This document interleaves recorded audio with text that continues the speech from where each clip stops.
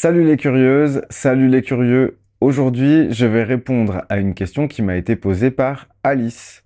Cette question est la suivante. Mes parents ne me comprennent absolument pas quand je pose mes choix personnels. Comment leur faire comprendre mon point de vue? Alors merci Alice pour ta question. Je vais essayer d'y répondre voilà, du mieux possible dans l'instant. C'est pas la réponse, mais c'est ma réponse, là tout de suite. Déjà, dans la question que tu me poses, j'ai l'impression que tes parents font bloc.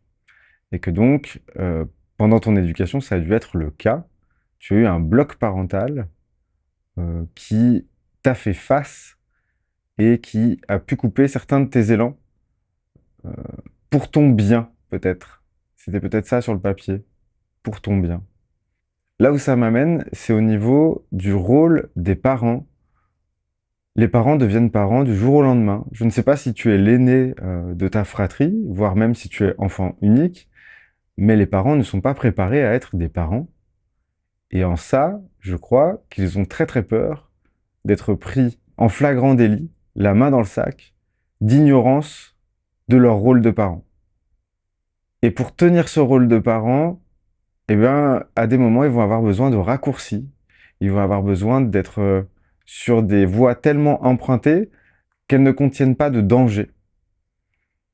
Ces voies, déjà toutes tracées par la société, sont les plus confortables pour un parent qui ne sait pas comment l'être autrement. Une personne qui ne se fait pas confiance elle-même va avoir tendance à déléguer sa responsabilité, ses choix, aux choix les plus communs, aux choix les plus partagés par les autres.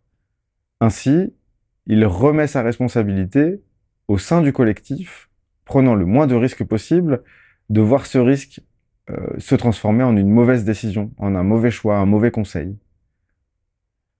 Je pense que tes parents ne comprennent pas tes choix à l'endroit où ils ne se comprennent pas eux-mêmes. Et sans doute, si tu fais partie des gens qui ont une étiquette ou plusieurs collées sur le front, tu as pu les surprendre par ta manière d'agir, de réagir, de te projeter, d'avoir des élans qu'ils ne comprennent peut-être pas.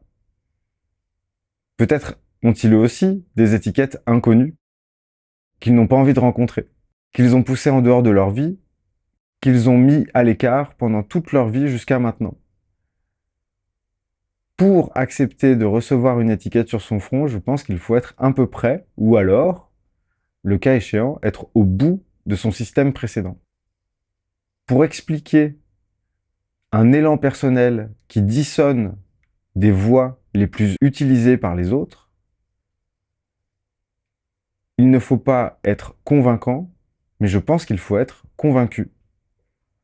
Si dans ta démarche, il existe un espace dans lequel tu n'es pas sûr de ce que tu es en train de faire, parce que tu ne te fais pas encore assez confiance à l'endroit où tu as des élans, c'est cet espace-là qui va résonner et qui va être le marchepied de leur refus de te comprendre.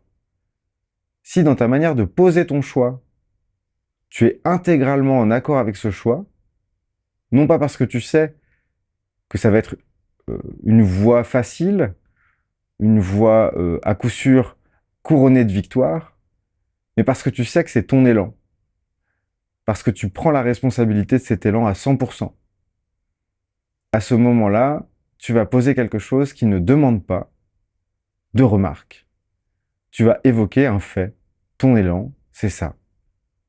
Et je pense que si jamais tu arrives à l'intérieur de toi à faire cette gymnastique qui consiste simplement à être 100% en confiance avec le fait que c'est ton élan, que c'est toi qui vas le porter, que tu en prends la responsabilité, que tu ne leur demandes pas leur appui, tu les informes du fait que tu es en train de mettre cet élan en place, c'est ça que tu vas suivre, c'est ta décision.